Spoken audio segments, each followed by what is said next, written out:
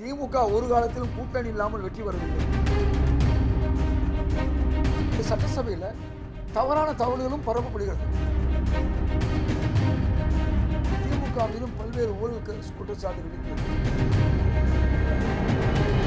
மதிய உணவு யார் கொண்டு வந்தா? நீதி கட்சி காலத்திலிருந்து இருக்குது.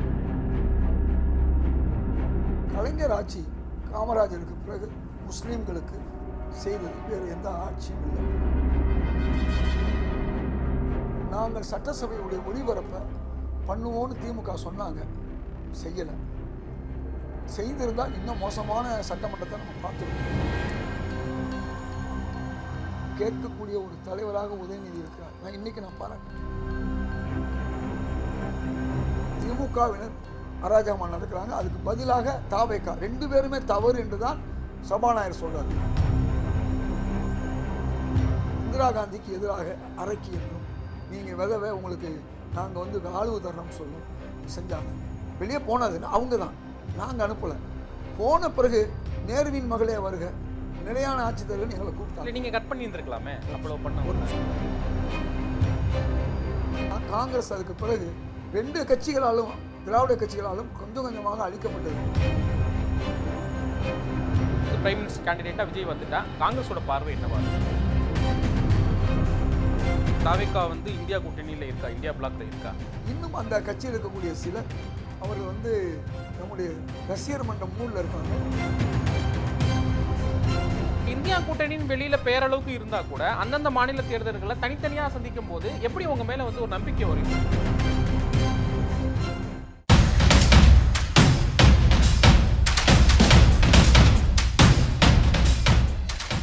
நேயர்களுக்கு வணக்கம். காங்கிரஸ் கட்சியின் மூத்த தலைவர் திரு இதயத்துல்லா அவர்களிடம் கேட்பதற்கு பல்வேறு கேள்விகள் இருக்கின்றன. வாருங்கள் நிகழ்ச்சிக்குள் போகலாம். வணக்கம் சார். வாழ்த்துக்கள். தாவேகா அரசு அமைஞ்சு 3 மாதங்கள் கடந்திருக்கு. அந்த இனிஷியல் ஸ்டேஜை ஒரு மூத்த அரசியல்வாதியாக எப்படி பார்க்குறீங்க? இந்த ஆட்சி வந்த உடனே வர்றதுக்கு முன்னே அவங்க தெளிவாக சொன்னாங்க, ஊழல் இல்லாத ஒரு ஆட்சி, ஊழல் செய்ய மாட்டோம், செய்ய விட மாட்டோம், செய்தவர்களையும் விட மாட்டோம்.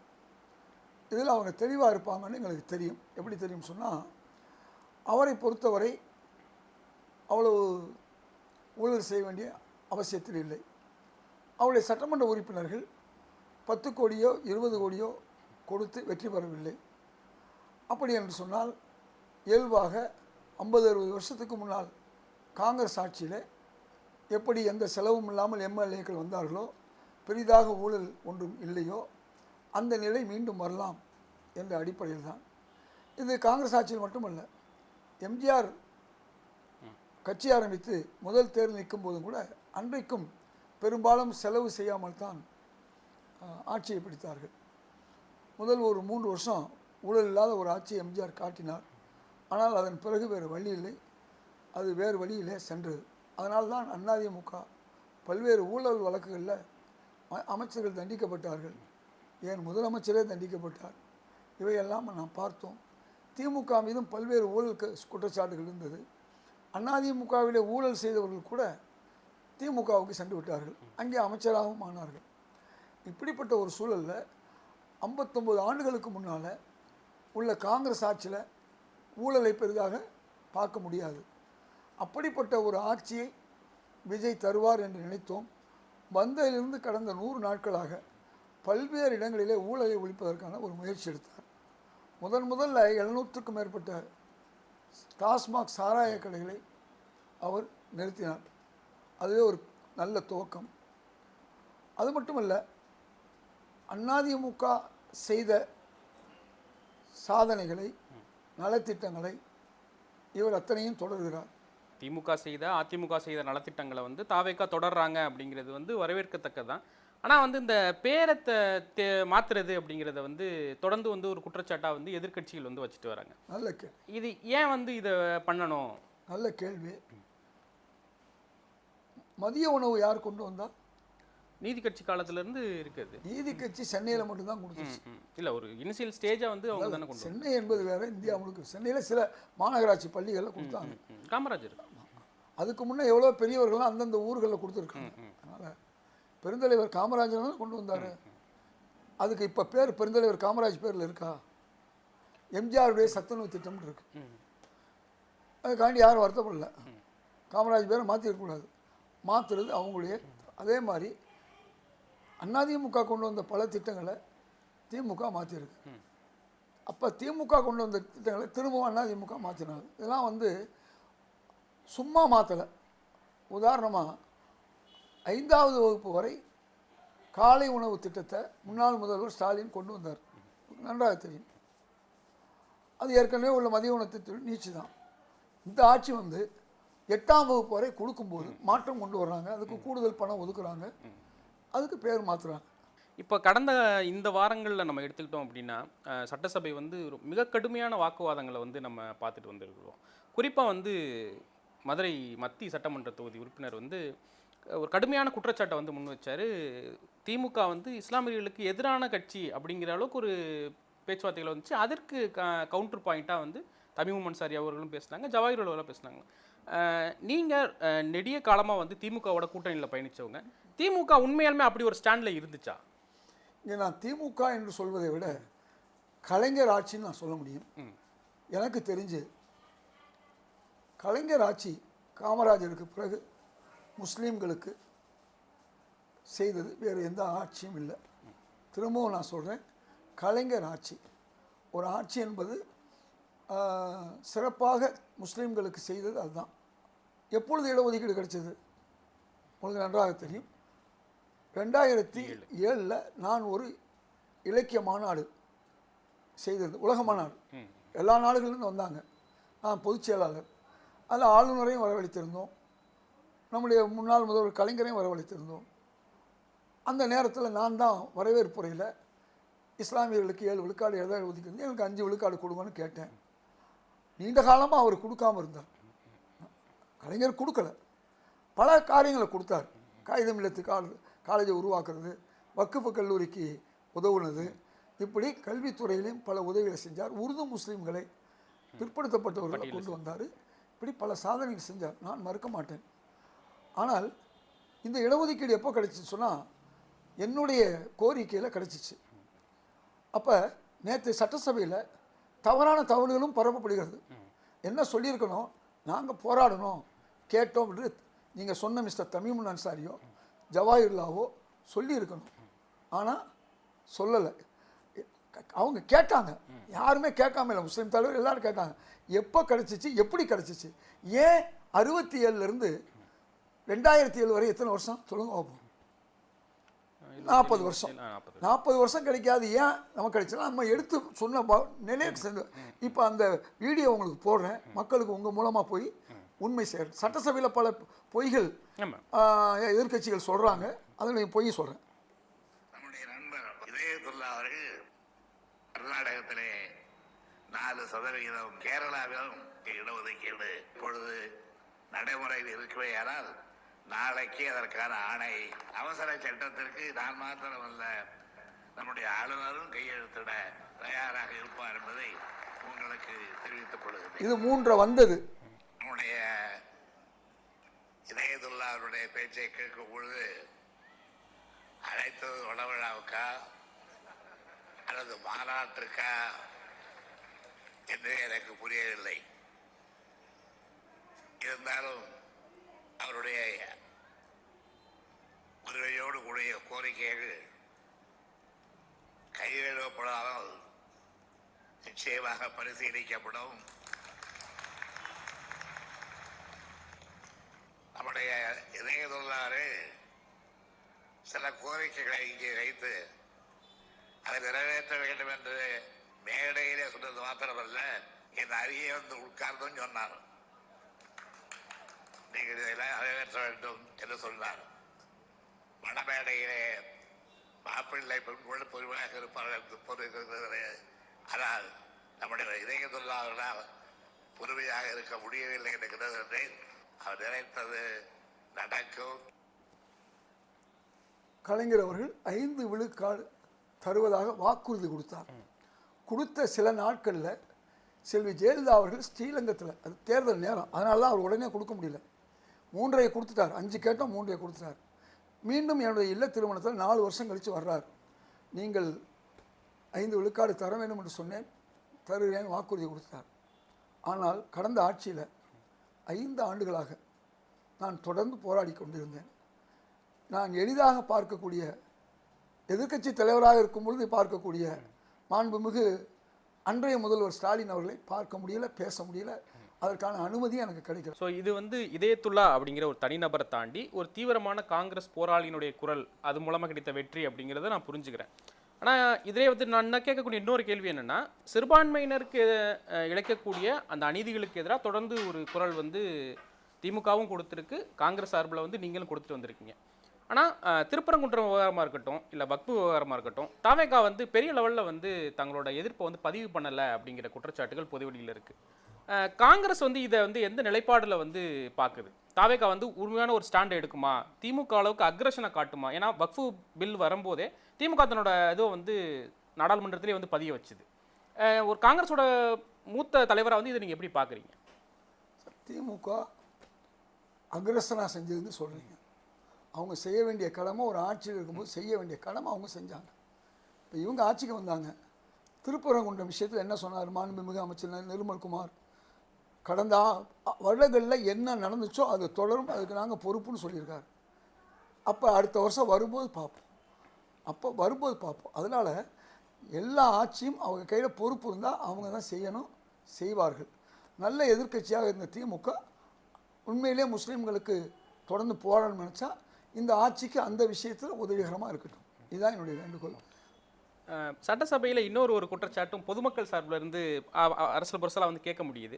அந்த டைவர்ஷன் பாலிடிக்ஸை வந்து எடுத்துகிட்டு வந்துடுறாங்க. ஒரு டாபிக் பேசிக்கிட்டு இருக்கும்போது வந்து சம்மந்தமே இல்லாமல் வந்து ஆளுங்கட்சி சைட்லேருந்தே குற்றச்சாட்டுகள் வச்சு அது மூலமாக தேசிய திருப்பப்பட்டது. உதாரணத்துக்கு சொல்லப்போனால் அன்னைக்கு வந்து அந்த இஸ்லாமியர்களுக்கு பிரச்சனையே வந்து அப்படி தான் கொண்டு வந்தது அப்படிங்கிறத வந்து முன்வைக்கிறாங்க. ஆளுங்கட்சிக்கு வந்து நீங்கள் சொல்லக்கூடிய ஒரு அறிவுரை அப்படின்னா வந்து நீங்கள் ஒரு மூத்த உறுப்பினராக வந்து என்ன சொல்லுவீங்க? நல்ல விஷயம். அதாவது இன்றைய ஆளுங்கட்சி நம்ம பாராட்டக்கூடியது ஊழலை ஒழிக்கக்கூடிய ஒரு கட்சி. சாதாரண ஏழை எளியவர்கள் சட்டமன்ற உறுப்பினராக வந்திருக்காங்க. 5 வருஷத்துக்கு முன்னால் நாங்கள் சட்டசபையுடைய ஒளிபரப்பை பண்ணுவோன்னு திமுக சொன்னாங்க, செய்யலை. செய்திருந்தால் இன்னும் மோசமான சட்டமன்றத்தை நம்ம பார்த்துருப்போம். ஆனால் இவர்கள் புதியவர்களாக இருந்தாலும் நாம் வழுக்குவோம், நாம் சறுக்குவோம் அப்படின்னு தெரிஞ்சு கூட அதை பற்றி கண்டுக்காமல் இந்த சட்டமன்றத்தை மக்கள் மத்தியில் கொண்டு போய் காமிச்சிருக்காங்க. முதல்ல மாண்புமிகு முதல்வரை அதுக்கு பாராட்டணும். அதற்கு உறுதுணையாக இருந்த கல்வி அமைச்சர் ராஜ்மோகன் அவர்களை பாராட்டணும். உதயநிதி ஸ்டாலின் வந்து தஞ்சாவூரில் பேசினதுக்கு உடனடியாக அடுத்த நாள் காலையில் 7 மணிக்கெல்லாம் போலீஸ் போய் கைது செய்கிற காவல்துறையை கையில் வச்சிருக்க இந்த அரசு, பாஜகவோட தமிழ் மாநில தலைவர் ஏன் வந்து கைது செய்ய யோசிக்குது? அவர் எங்கே பேசினார்? மிகப்பெரிய கூட்டத்தில் பேசினாரா? பப்ளிக்கில் பேசினாரா? பேட்டி கொடுத்துருப்பார். கமலாலயத்தில் நடக்கக்கூடிய ஒரு நிகழ்வில் இன்ஃப்ரண்ட் ஆஃப் மைக் வந்து அவர் பேசுகிறாரு. இது அப்படி இல்லை, இது ஒரு போராட்ட களம். பேசியவர் வந்து மாண்புமிகு எதிர்க்கட்சி தலைவர். பேசிய விதமும் பேசிய சாராம்சமும் அது வந்து மக்கள் மத்தியில் அவர் பேசும்போது உலகம் முழுக்கும் போகும். மாண்புமிகு உதயநிதி அவர்கள், நான் அவரை பாராட்டக்கூடியவன். ஏன்னு தெரியுமா? காது கொடுத்து எதையும் கேட்கிறவர். கலைஞருக்கு பிறகு எதையும் கேட்கக்கூடிய ஒரு தலைவராக உதயநிதி இருக்கிறார். இன்றைக்கி நான் பாராட்டுவேன். கேட்காத தலைவர்களும் இருக்கிறாங்க. அவரை நான் கலைஞருக்கு பிறகு நான் அவரை ஏன் பாராட்டுறேன்னா, நான் அவரை போய் சந்தித்து பேசும்போது அவருக்கு ஒரு நெருக்கடியான நேரத்துலையும் அந்த 20 நிமிஷம் உட்கார வச்சு ஒன்றா கேட்டவர். அதை நான் பதிவு செய்கிறேன். அப்படிப்பட்டவர் அந்த இடத்துல அதை பேசியிருக்கக்கூடாது என்பது அது நல்லதாக கெட்டதாக நீதிமன்றத்தில் இருக்குது. நம்ம அப்போ பேசிக்குவோம், அதை பேசிக்குவோம். இப்போ சட்டமன்றத்திலேயே அதை விட மோசமாக நடந்துக்கிட்டு இருக்கு. ஆனால் இதை விட மோசமாக முந்தைய காலங்களில் சபாநாயகர் ஆசனத்தில் ஒருத்தருவே உட்கார்றதும், முதல்வர் கலைஞர் கண்ணாடி உடைக்கப்பட்டதும், ஜெயலலிதா தலைவிரி ஓலமாக வந்ததும், ஏன் நம்முடைய முன்னாள் முதல்வர் ஸ்டாலின் அவர்கள் சட்டை கிழிந்து வந்ததா கிழித்து வந்தால் நமக்கு தெரியாது. அதெல்லாம் நம்ம பார்த்தோம். அது மட்டும் இல்லை, ஓபிஎஸ் இபி சண்டை, அதே மாதிரி அதிமுகக்குள்ள டிடிவி தினகரன் சண்டையெல்லாம் நீங்கள் சட்டமன்றத்தில் பார்த்துருந்தால் மக்கள் இன்றைக்கி சட்டமன்றத்துக்கு யாருக்குமே ஓட்டு போட்டிருக்க மாட்டாங்க. நல்ல வேளை இன்னைக்கு அதெல்லாம் நடக்கலைன்னு நாம் நினைக்கலாம். ஆனால் திமுகவினர் அராஜகமாக நடக்கிறாங்க. அதுக்கு பதிலாக தாவேகா 2 பேருமே தவறு என்று தான் சபாநாயகர் சொல்கிறார். அதையும் சொல்கிறாரு. நீங்கள் இப்படி அவைக்கு நீங்கள் வெளியில் வரக்கூடாது, முஸ்லீம் உயர்த்தக்கூடாது, கெட்ட வார்த்தையில் பேசக்கூடாது அப்படின்னு அவர் சொல்கிறாரு. இந்த பக்கமும் பதில் கொடுக்குறாரு. ரெண்டு புறமும் செய்யக்கூடிய ஒரு வேலையை மாண்புமிகு ஜெயசெடி செய்கிறார். அதனால் இப்படிப்பட்ட சூழலில் நேற்று கூட ஒரு சப்ஜெக்ட்டு, அதாவது தொடர்ந்து காங்கிரஸ் மீது குற்றச்சாட்டு, எங்கள் திமுகவால் தான் நீங்கள் வெற்றி பெற்றேன்னு சொல்கிறாங்க. அதை காங்கிரஸுடைய தலைவி நாங்கள் உங்களால் வெற்றி பெறவில்லைன்னு சொல்கிறாங்க. இந்த உண்மையை முதல் நம்ம மக்களுக்கு தெரியப்படுத்தணும். தொடர்ந்து இன்னொரு விஷயம், முதுகில் குத்தினார்கள், துரோகம் செய்தார்கள். 1971 இந்திரா காந்தி பாராளுமன்றத்தை கழித்து தேர்தல் நடத்தினாங்க. அன்றைய திமுக என்ன செஞ்சிச்சு, நாங்களும் தேர்தல் நடத்துகிறோம், ஏன்னா மன்னர் மானிய ஒழிப்பு, அதே மாதிரி வங்கிகள் தேசிய மையம் இருந்ததுனால வந்தாங்க. ஒரு வருஷம் முன்னாலே எலெக்ஷன் வச்சாங்க இந்திரா காங்கிரஸுடைய ஆதரவோட. என்ன நடந்துச்சு, பெரிய வெற்றி பெற்றார்கள்.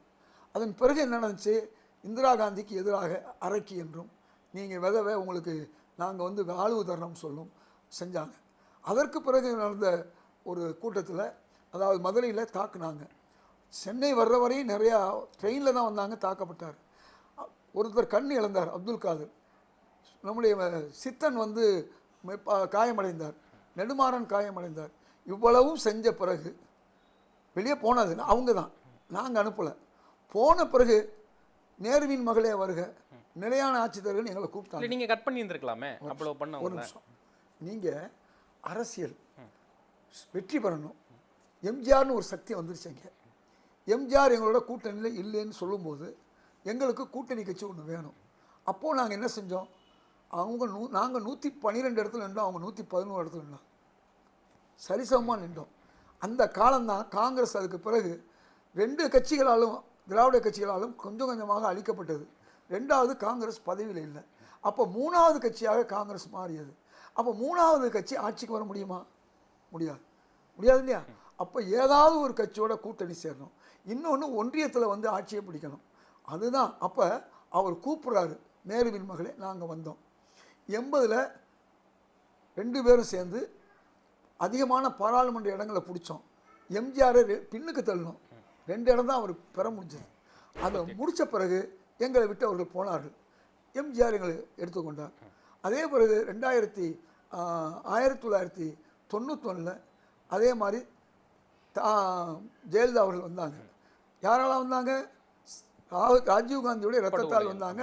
அதை மறந்ததன் விளைவு அன்னைக்கிலிருந்து இன்னைக்கு வரையும் நாங்கள் ஏன் அதிமுகவோட கூட்டணி சேரல, எம்ஜிஆரோட சேர்ந்த நாங்கள் பலமுறை ஏன் கூட்டணி சேரல, எங்கள் தலைவியை இழிவுபடுத்தினார்கள். தலைவர்களுடைய இறப்பு நாள் நாங்கள் ஜெயிக்கலைன்னு சொன்னாங்க. அன்றைக்கி திமுக ஓரிரு இடம் கூட இல்லாமல் போன ஒரு சூழ்நிலை. எதுக்கு சொல்ல வரலாம், அதன் பிறகு 96 தமாகங்கிற காங்கிரஸோடு சேர்ந்தால் ஆட்சிக்கு வந்தார்கள். உங்களுக்கு நன்றாக தெரியும். பிறகு 98 எங்களை விட்டு அவர்கள் பிரிந்து போனார்கள். எங்கே பிரிந்து போனார்கள்? பாஜக போனார்கள். அப்போ நாங்கள் துரோகம்னு சொல்ல, முதுகில் குத்தினான்னு சொல்ல. அடுத்தது சொல்கிறேன், 2014 நாங்கள் அவர்களால் பாதிக்கப்பட்டோம். எப்படி பாதிக்கப்பட்டோம்? 2G அவங்க தான். இந்த 2Gனால தான் அந்த ஆட்சியே சுத்தமாக வாஷ் அவுட் ஆச்சு. அதில் காங்கிரஸும் பாதிக்கப்பட்டது. அந்த 2014 என்ன பண்ணாங்க, கூடா நட்பு கேளாய் முடியும்னு எங்களை விட்டு போனாங்க. நாங்கள் போகலை. நாங்கள் துரோகம் பண்ணீங்கன்னு நாங்கள் சொல்லலை, எங்களை முதுகில் குத்துறோம்னு சொல்லலை. சரிதானா? நாங்கள் உங்களை தூக்கி சுமந்தோம்னு நாங்கள் சொல்லலை. போனாங்க இல்லையா? 2015 அவர்களுடைய நிலைமை என்னென்னா, ஒரு பாராளுமன்ற உறுப்பினருக்கு எங்கள் சட்டமன்ற உறுப்பினர் தேவை, திருமதி கனிமொழிக்கு கேட்டார்கள், கொடுத்தோம். எங்களை விட்டு போனாலும் கூட 2 பேரும் 0. அதையும் புரிஞ்சுங்க. திமுக ஒரு காலத்திலும் கூட்டணி இல்லாமல் வெற்றி பெறவில்லை. ஒரு முறை வெற்றி பெற்றது எப்போ தெரியுமா? 1980 காங்கிரஸ் 2ஆக உடைந்தது. சிவாஜி காங்கிரஸ், அதிமுக 2ஆக உடைந்தது. அப்போ தான் வெற்றி பெற முடிஞ்சிச்சு, குறைந்த ஒரு மார்ஜினில். எதுக்கு சொல்ல வரேன்னா, 2014க்கு பிறகு 16 எந்த கூட்டணி கட்சியும் அவங்களோட இல்லை. விசிக இல்லை, தேமுதிக இல்லை, கம்யூனிஸ்டுகள் இல்லை, தமாகன்னு ஒரு கட்சி, எந்த கட்சியுமே இல்லை. இவ்வளவு கட்சியுமே எங்கே இருந்தாங்க? மக்கள் நல கூட்டணி இருந்தாங்க. அப்போ கூட திமுகவுக்கு தோளோடு தோல் நின்றதன் விளைவாக வெறும் அரை விழுக்காடு நாங்கள் வெற்றி வாய்ப்பு இழந்தோம். தொடர்ந்து நாங்கள் அவங்களுக்கு தொடர்ந்து நாங்கள் இருந்தோம். நாங்கள் தொடர்ந்து இருக்கும்போது தான் அவர்கள் வெற்றி பெற்றார்கள். 10 தோல்வி பழனிசாமின்னு சொல்றதுக்கு என்ன காரணம்? நாங்கள் கூட்டணி இருந்தால் தான் காரணம். இப்போ ஏன் பதபதிக்கிறாங்க கூட்டணி கட்சிகள் போகிற பிறகு? அவங்க தான் சொன்னாங்க, நாங்கள் தான் பிஜேபி ஆட்சி வந்துவிடக்கூடாதுன்னு எங்கள் கூட்டணி கட்சியெல்லாம் ஆதரிக்க சொல்லணும்னு சொன்னாங்க. காங்கிரஸை இழிவுபடுத்தினாங்க, பிறகு கம்யூனிஸ்ட் இல்லை இப்போ இதை இழிவுபடுத்தினாங்க. திமுக இதை எப்படி சொல்கிறாங்கன்னா, விசிகாவுடையோ இல்லை சிபிஎம்மோ சிபிஐயோ வந்து டேரெக்டாக போய் அவங்களை மீட் பண்ணாங்க, முக ஸ்டாலின் அவர்களை மீட் பண்ணாங்க. நீங்கள் ஆதரவு கொடுக்குறாருந்தா அது உங்களோட கட்சி நிலைப்பாடு இங்கே கொடுங்க. காங்கிரஸ் வந்து எங்ககிட்ட ஒரு நன்றியின் அடிப்படையில் கூட வந்து எங்களை பார்க்கல, தேர்தல் முடிவு வந்ததுக்கப்புறம் எங்கள்கிட்ட கேட்காம கன்சிடர் பண்ணாமல் எங்களை ஒரு நன்றிக்காக பார்க்காம கூட வந்து டேரெக்டாக போய் அவங்களோட இதை சொல்லிட்டாங்க. நல்ல இதுதான் வந்து வைக்கப்படக்கூடிய குற்றச்சாட்டு. ஒரு நல்ல கேள்வி. திமுகங்கிறது ஒரு தனி கட்சி, காங்கிரஸ்னு ஒரு தனி கட்சி. ஒவ்வொரு கட்சிக்கும் ஒரு இது இருக்குது. நான் கேட்குறேன், 2 பேர் 2 கட்சி. இதுவரை நாங்கள் பல முறை வெற்றி அவங்க செஞ்சு கொடுத்துருக்கோம். எங்கள் அலுவலகத்தில் வந்து காங்கிரஸ் அலுவலகத்தில் உங்கள் மூலமாக தான் வெற்றிங்கிறதுக்காண்டி எங்களை பார்க்க வந்தாங்களா? நான் கேட்குறேன், பார்க்க வரல. நாங்கள் உங்களுக்காண்டி நீங்கள் வந்து பார்க்க வரலைன்னு நாங்கள் வருத்தப்படலை. அல்லது எங்கள் தலைவர் ராகுல் காந்தியை போய் நாங்கள் வெற்றி பெற்ற உடனே போய் பார்த்து நன்றி சொல்லலை. இப்போ நான் கேட்குற கேள்வி, அவர்கள் தேர்தல் முடிவு வந்துக்கிட்டு இருக்கும்போதே என்ன செஞ்சாங்க தெரியுமா? விழுப்புரம் சண்முகம் அதிமுக அவரை சிலர் தொடர்பு கொள்கிறாங்க, கங்க்ராச்சுலேஷன் நீங்கள் மந்திரியாக போகிறீங்க. என்னையா நாங்கள் 3வது இடத்துல இருக்கோம், எப்படி மந்திரி? இல்லை திமுக ஆதரவோடு நீங்கள் அமைச்சராக போகிறீங்க அப்படின்னு சொன்னார். அதை சொன்னவர் அவர் தான் சொன்னார் இல்லையா? அப்போ இப்படி ஒரு சூழ்நிலை வந்துவிடக்கூடாதுன்னு நாங்கள் அவசரமாக தாவேக்காவுக்கு நாங்கள் ஆதரவு கொடுத்தோம், மறைமுகமாக வரக்கூடாதுன்னு சொல்லி. போய் பார்க்காதவும் இல்லை. எங்களுடைய தலைவர்கள் தொலைபேசியில் தொடர்பு கொண்டார்கள். யார்? திமுகவை. போய் பார்க்காதது வந்து வேணா ஒரு தவறாக இருக்கலாம், ஆனால் அது தப்பு கிடையாது. எந்த கட்சியும் நிரந்தரம் இல்லை. ஆனால் அதே நேரத்தில் தாவேக்காவுடைய அரசு சிறப்பாக நடந்தால், திரு விஜய் அவர்கள் சொன்ன விஷயங்களை செய்வது மட்டுமல்ல, கூட்டணி கட்சிகளை சரிப்படுத்தினால், அல்லது நான் பிரதமராவேன்னு மற்ற சொல்கிறவங்களெல்லாம் தட்டி வைத்தால், பிரதமர் ஆகணும்னு அவருக்கு நினைவு, அவருக்கு வந்து ஒரு வாய்ப்பு இருந்தால் நிச்சயமாக பிரதமர் ஆவார். இல்லை அதை வந்து காங்கிரஸ் எப்படி பார்க்குது? ஏன்னா அதை ஒரிஜினா வந்து பேசியிருக்காரு. அதுக்கு கவுண்டர் வந்து உங்களோட மாநில தலைவரும் வந்து கொடுத்துருக்காருன்னா கூட, சப்போஸ் வந்து அப்படி ஒரு ப்ராமினென்ட்டான வந்து பிரைம் மினிஸ்டர் கேண்டிடேட்டாக விஜய் வந்துட்டா காங்கிரஸோட பார்வை என்னவா இருக்கும்? நல்ல கேள்வி. யாரும் பிரதமர் ஆகலாம், நீங்களும் ஆகலாம், நானும் ஆகலாம். ஒரு எம்பியாக இருக்கணும், இல்லாமல் கூட 6 மாதம் இருக்கலாம். அப்போ குஜரால்னு ஒருத்தர் பிரதமர் ஆனார், ஒரு சீட்டு கூட அவருக்கு இல்லை. ஐக்கிய குஜரால். எப்படி? கூட்டணி கட்சிகள் பலம் அவருக்கு இருந்தது. தேவகவுடாவுக்கு 10 சீட்டு கூட இல்லை, எம்பி சீட்டு. அவர் பிரதமர் ஆனார். காரணம், கூட்டணி கட்சிகள் சேர்ந்து முடிவெடுத்தன. ஏன் காங்கிரஸ் கட்சி கூட திரு நரசிம்மராவ் பிரதமர் ஆகும்போது கூட்டணி கட்சிகள் வந்து ஆதரித்தன தெரியும். அதற்கு முன்னே ராஜீவ்காந்தி காலம் வரை காங்கிரஸில் அதிகமான இடங்களை பெறுவார்கள், தானாக பிரதமர் ஆகிடுவார்கள். 2வது உங்களுக்கு நம்முடைய டாக்டர் மன்மோகன் சிங் வரும்போது அதை தேர்ந்தெடுக்கிற குழுவில் டாக்டர் கலைஞரும் இருந்தார், நன்றாக தெரியும். பிரதமராக வருவது எப்படி என்று சொன்னால், இந்தியா முழுதும் அவங்கள்ட்ட கட்சி இருக்கணும், அல்லது இந்தியாவில் இருக்கக்கூடிய கட்சிகள் ஆதரிக்கணும். அப்படி ஒரு சூழ்நிலை வந்தால் தான் வர முடியுங்கிறத டாக்டர் கலைஞர் உணர்ந்துறதா தான் என் உயரம் எனக்கு தெரியும்னு அவர் தெளிவாக சொன்னார். விஜய் அவர்கள் இதுவரை எதையுமே சொல்லலை. கட்சியில் உள்ளவர்கள் ஆர்வத்தில் சொல்கிறாங்க, தப்பு கிடையாது. இல்லை இப்போ அஃபிஷியலாக வந்து தாவேக்கா வந்து இந்தியா கூட்டணியில் இருக்கா, இந்தியா பிளாக்ல இருக்கா? எங்கள் தலைவர் மாணிக்கம் தாகூர் தெளிவாக சொன்னார். இன்னும் அந்த கட்சியில் இருக்கக்கூடிய சிலர் அவர்கள் வந்து நம்முடைய ரசிகர் மன்ற மூடில் இருக்காங்க, அவங்க சொல்கிறாங்க, சொல்லிட்டு போகணும்னு சொன்னார். நான் அதை தான் சொல்கிறேன். இந்தியா கூட்டணியை பொறுத்தவரை திமுக மட்டும் விலகி இருக்குது, நாங்கள் விலக சொல்ல. நாங்கள் என்ன சொன்னோம், காஷ்மீரில் எப்படி மெஹபூபா முஃப்தியும் உமர் அப்துல்லா எதிரியாக இருந்தாலும் கூட்டணியில் இருக்காங்க, மம்தா பானர்ஜி அவர்களும் கம்யூனிஸ்டுகளும் காங்கிரஸும் 3ம் எதிராக இருக்காங்க. மேற்கு வங்காளத்தில் இந்தியா கூட்டணியில் இருக்காங்க. கேரளாவில் ஆனால் வந்து ஏன் வெஸ்ட் பெங்காலில் தனித்தனியாக ஒரு நிமிஷம், கேரளாவில் கம்யூனிஸ்ட்டும் காங்கிரஸும் எதிராக நிற்கிறாங்க, இந்தியா கூட்டணியில் இருக்காங்க. ஒரு ஆட்சியே போயிடுச்சு அவங்களுக்கு, கம்யூனிஸ்ட்டுக்கு. இருந்தாலும் எங்கே இருக்காங்க? அவங்களுக்கு என்ன தெரியும்னா, இந்தியா முழுக்கும் நாம் பாஜகவை விரட்டணும், மோடியை விரட்டணும், ஒரு நல்லாட்சி வரணும்னா இந்தியா கூட்டணி இருக்கணும்னு நினைக்கிறாங்க. இவங்க என்ன எதிர்பார்த்தாங்க? திமுக டெல்லியில் போய் ஒரு போஸ்டர்லாம் போட்டாங்க. அது மட்டும் இல்லை, திரு அகிலேஷை கூப்பிட்டு பார்த்தாங்க. அதே மாதிரி நம்முடைய லாலு பிரசாத் யாதவுடைய கட்சி தேஜஸ்வி யாதவ் கூப்பிட்டாங்க, எல்லாரையும் கூப்பிட்டாங்க. உமர் யாரும் போகலை. அவங்க பூரா வந்து இந்தியா கூட்டணியில் தெளிவாக இருக்காங்க. ஆக கடைசியாக வந்து இன்றைக்கி தனிமரமாக இருக்கக்கூடியது யாருன்னா திமுக. நான் வேண்டுகோள் விடுக்கிறேன், ராகுல் காந்தி வேண்டுகோள் விடுக்கிறார், திமுக அப்படி தனிமரமாக இருந்து விடக்கூடாது, பாஜகவுடைய எதிர்ப்பிலே கூர்மையாக இருக்க வேண்டும். இல்லை என்றால் நாளைக்கு என்ன சொல்லுவாங்க, பாஜகவுடைய பி டீம் சொல்கிறதுக்கு எவ்வளோ நேரம் ஆயிரும்? இல்லை இப்போது நார்மலாக வந்து இந்த இந்தியா பிளாக்கை பொறுத்த வரைக்கும் வெஸ்ட் பெங்காலில் ஒரே கூட்டணியில் இருக்குன்னு சொல்லக்கூடியவங்க தனித்தனியாக தேர்தலை சந்திக்கிறீங்க. அரவிந்த் கெஜ்ரிவால் வந்து இந்த சைடு இருக்காரா அந்த சைடு இருக்காராங்கிற பல குழப்பங்கள் அப்பப்போ வந்தால் கூட அவரும் வந்து தேர்தல் தனியாக தான் சந்திக்கிறாரு. ஸோ இந்தியா கூட்டணியின் வெளியில் பேரளவுக்கு இருந்தால் கூட அந்தந்த மாநில தேர்தல்களை தனித்தனியாக சந்திக்கும் போது எப்படி உங்கள் மேலே வந்து ஒரு நம்பிக்கை வரும் இந்தியா கூட்டணிக்கு? அதன் விளைவை மம்தா பானர்ஜி அனுபவிச்சிட்டாங்க. அதன் விளைவை நீங்கள் சொல்லக்கூடிய ஆம் ஆத்மி பார்ட்டி கெஜ்ரிவால் அனுபவிச்சிட்டாரு. இப்போ அடுத்து வரக்கூடிய தேர்தல் அப்படி இருந்தும் கூட காங்கிரஸ் வந்து பாஜகவை கீழ் மைனாரிட்டி அரசாங்கம் கொண்டு வந்துச்சு, 240 கொண்டு வந்துச்சு. இப்போ உணர்றாங்க இல்லையா, அந்த உணர்றவர்கள் இனிமேல் ஒன்று சேருவார்கள், உணர்பவர்கள் ஒன்று சேர்வார்கள். வரக்கூடிய காலங்களில் வந்து அது நம்முடைய சாதக பாதங்கள்லாம் ஆராய்வார்கள். நிச்சயமாக இந்தியா கூட்டணி வலிவு பெறும், பொலிவு பெறும். அந்த அடிப்படையில் ராகுல் காந்தி அவர்கள் இன்றைக்கி இந்தியா முழுக்கும் ஒரு தெரிந்த ஒரு தலைவராக இருக்கிறார். அவர் நாளைக்கு அதிகமான இடங்களை பெற்றால் அவர் எடுக்கக்கூடிய முடிவு யார் பிரதமர் என்பது அப்போ பார்த்துக்கலாம். ஓகே, நிகழ்ச்சியில் கலந்து கொண்டு பல்வேறு கருத்துக்களை சொன்னீங்க, ரொம்ப நன்றி. வாழ்த்துக்கள்.